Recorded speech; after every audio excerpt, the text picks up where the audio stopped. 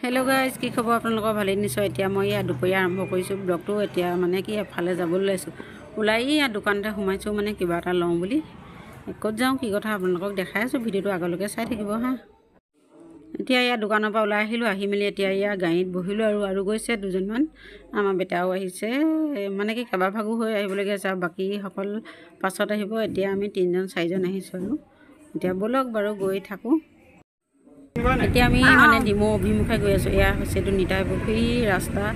এয়া দেখাই দিছোঁ আপোনালোকক। ইয়াৰ দুই কাষে আলি, দুই কাষে আৰু গছ আছে। সেউজীয়া পৰিৱেশটো বহুত ভাল লাগে। দুই কাষে যদি গছ থাকে মানে কি গৰম দিনত ভাল লাগে জীয়াবৰ কাৰণে। সেই গতিকে গছো লাগে আৰু কেতিয়াবা মানুহে বা কাটি মেলি গছবিলাক অনিষ্ট কৰে, তেনেকুৱা কৰিব নাই। যিমান পাৰে মানে গছ পুলি ৰুব লাগে আৰু দেই আলি। আমি য'ত আহিছোঁ মানে তেওঁলোকৰ ঘৰৰ এইটো ৰাস্তা। আমি মেইন ৰাস্তা এৰি মানে তেওঁলোকৰ ঘৰত এতিয়া আৰু ৰাস্তাটো প্ৰৱেশ কৰিছোঁ। এইফালে দেখি গমেই পাইছে চাগে আৰু কি খাবৰ কাৰণে লৈ এইফালে আছে বাৰ্থডে'। এয়া পোৱালিটি বাৰ্থডে আছে আৰু তাকে খাবৰ কাৰণে আহিলোঁ। এতিয়া পোৱালিটোক দেখাই নাই বাৰু ক'ত আছে। সেয়া বাৰ্থডে খাবলৈ অহা মানুহজনৰ ঘৰ এইজন দেই, এজনৰ ল'ৰা, সৰু ল'ৰা বাৰ্থডে এবছৰ হৈছে আজি। সেই গতিকে আমি আহিলোঁ আৰু খাবৰ কাৰণে। এইফালে দিছে আমাক খানাটো খাই লওঁ আমি 4জনে। খাই বৈ উঠি আৰু তাৰপিছত লাহে ধীৰে যাব লাগিব ঘৰত। এয়া বাৰ্থডে খাই বৈ আহি এতিয়া আকৌ গধূলিটো ঘৰত খানাটো বনাই খাব লাগিব, ঘৰত থকাজনকো খুৱাব লাগিব। সেই গতিকে আৰু মাংস অকণমান অনা হ'ল। এতিয়া মাংস অকণ আনিলোঁ মেলিলোঁ। এতিয়া আৰু এইখিনি বইল কৰি ল'ম। বইল কৰি মেলি কিহৰ লগত বনাম আপোনালোকক দেখাম আৰু কিহৰ লগত খাম আজি মাংস।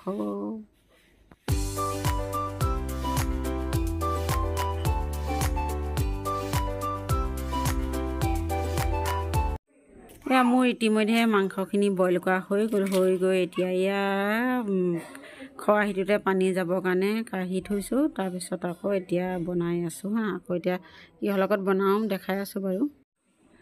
মাংসৰ লগত দিবৰ কাৰণে এইফালে লাই শাক অনা হৈ গ'ল। এতিয়া লাই শাকখিনি ধুনীয়াকৈ ধুই মেলি ল'লোঁ। লৈ মেলি এতিয়া এইখিনি কাটি লওঁ। কাটি তাৰপিছত বনাম আৰু তাৰপৰা খাম। কাৰ বাৰু গাহৰি আৰু লাই শাক প্ৰিয় জনাবচোন।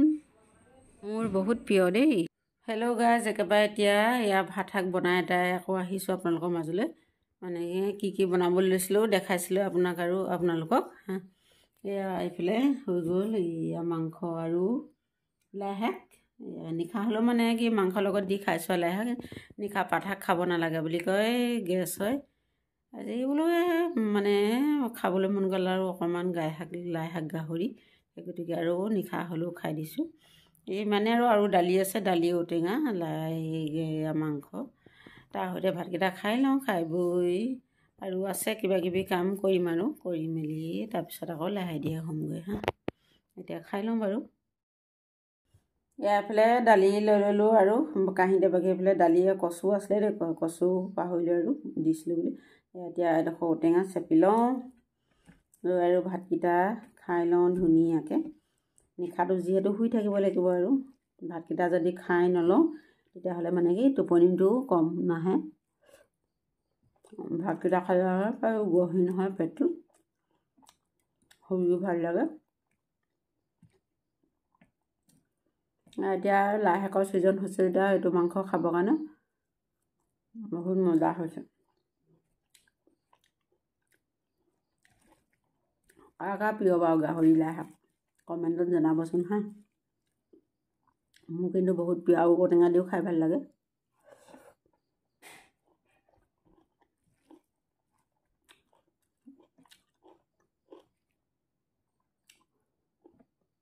এতিয়া খাই লওঁ আৰু ভিডিঅ' নকৰোঁ। খাই বৈ বাচন ধুই শুব লাগিব।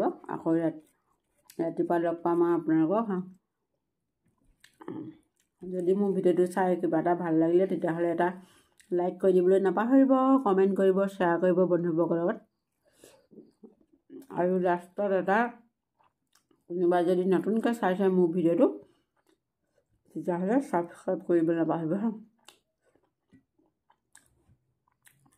আমি এতিয়া ঠাণ্ডা পৰিছে, সুবিধা লৈ লৈছোঁ আৰু ষ্টৰ। বাহিৰলৈ ওলালে বেছি ঠাণ্ডা লাগে, এতিয়া ভিতৰত বাৰু সিমান ঠাণ্ডা নাই।